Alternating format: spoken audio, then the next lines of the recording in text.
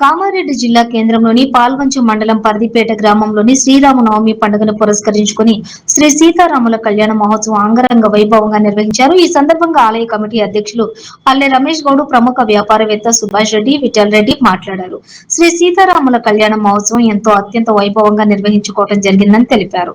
కార్యక్రమంలోని రాజాగౌడ్, స్వామి గౌడ్, రామచంద్ర గౌడ్, సిద్దిరాం రెడ్డి, కమలాకర్ రెడ్డి, ఆలయ కమిటీ, అభివృద్ధి సభ్యులు, ప్రజలు, మహిళలు పెద్ద ఎత్తున పాల్గొన్నారు.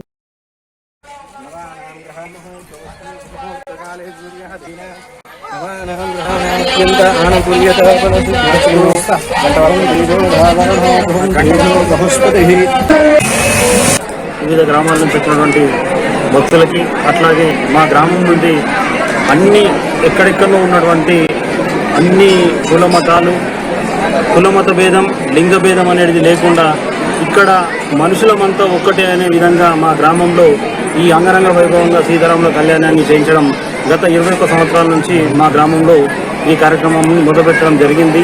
దీనికి మా గ్రామస్తులందరూ కూడా పూర్తిగా సహకరించి లాస్ట్ 2 years నుంచి సీతారామ స్వామి దేవాలయం అని చెప్పేసి దేవాలయ కమిటీ నిర్మాణం చేసిన తర్వాత ఈ 2 సంవత్సరాల నుంచి అత్యంత వైభవంగా ఈ కార్యక్రమాన్ని నిర్వహించడం జరుగుతుంది.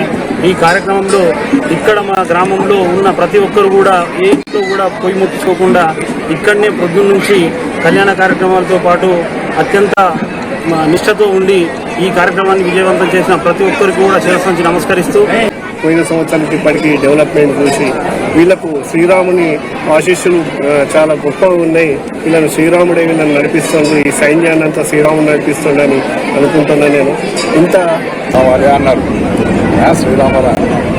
నేను ఇంతకుముందు మన దగ్గరికి పర్దిపేటకు మన వాళ్ళు వచ్చినప్పుడు ఒక మాట చెప్పాను, ఒకవేళ శ్రీరాముని ఇక్కడ పెట్టుకుందామంటే దానికి సంబంధించినటువంటి విగ్రహాలు నేను తెప్పిస్తానని చెప్పేసి, దానికి ఎంత ఖర్చు అయినా నేను భరిస్తానని చెప్పేసి, గుడి మాత్రం గ్రామం నుంచి వేయాలి, విగ్రహాలు నేను తెస్తాను.